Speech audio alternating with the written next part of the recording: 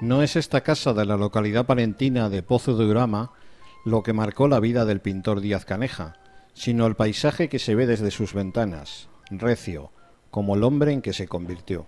Tenía un genio y un carácter y una personalidad que impresionaba. Muy seco en el trato con la gente, pero muy amigo de los amigos, muy entrañable. Un carácter férreo, un carácter duro, un carácter formado por lealtades indiscutibles. Muy fiel a sus costumbres, digo, su chaqueta de pana, su cigarrillo Camel, su vino tinto. Solo podemos entender su pintura acercándonos al artista, al hombre callado. Lo resolvía con una, dos palabras, una frase breve siempre y sentenciosa. El silencioso Juan Manuel Díaz Caneja, que solamente hablaba a través de sus pinceles y con algunas frases sentenciosas. Viajó a París, entró en contacto con el cubismo y a su regreso a Madrid, su vinculación con el bando republicano lo llevó a la cárcel. Al salir, siguió pintando. No se movió de España. La mayoría de la gente que estaba implicada en este tipo de cosas huyó. No me lo imagino en el exilio, porque oportunidad tuvo. Y muchos de sus amigos se exiliaron, pero él decidió quedarse en España.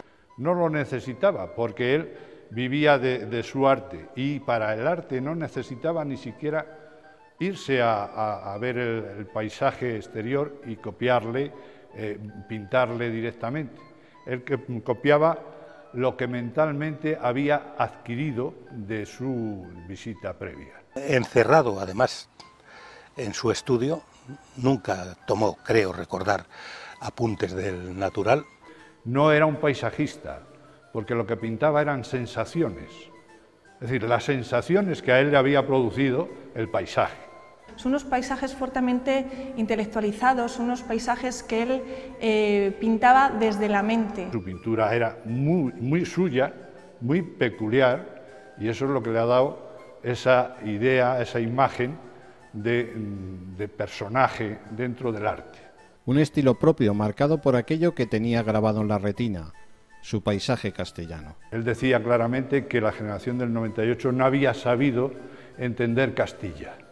La consideraban pues parda, gris, con un tono mortecino. Decía Caneja que no es cierto, que Castilla es femenina y que por lo tanto tiene muchas galas, muchos matices de color. En que Castilla no es un paisaje gris, es posiblemente de una riqueza cromática que solamente él llegó a descubrir. Llegó a representar a los artistas españoles en muestras internacionales, protagonizará importantes exposiciones, pero sus cuadros seguían siendo suyos. Toda su casa estaba llena de cuadros. Pues estoy hablando de 300 y pico cuadros. 300 y pico cuadros. Había ido viviendo con lo mínimo, de tal manera que solo vendía cuando necesitaba dinero para comer, porque no tenían otra forma de vida. Y para su mujer Isabel eran sus hijos, así denominaban a sus cuadros. Por eso hay muy pocos cuadros que vendieran, porque ellos querían conservar la mayor parte de su obra. Hay obra suya en los mejores museos de arte contemporáneo, pero será al final de sus días cuando decida reunir en su tierra, en Palencia, la mayor parte de su colección. Antes de su muerte, él había decidido ya donar una serie de obras al Ayuntamiento de Palencia con vistas a hacer su fundación. Se transformó el antiguo edificio de la Casa de Cultura en la Fundación Díaz Caneja, se creó esta fundación y aquí a Palencia vino lo mejor de su obra. Una colección que va más allá de su pintura. Documentación, cartas, incluso poesías forman parte del legado que se puede disfrutar en el museo que lleva su nombre.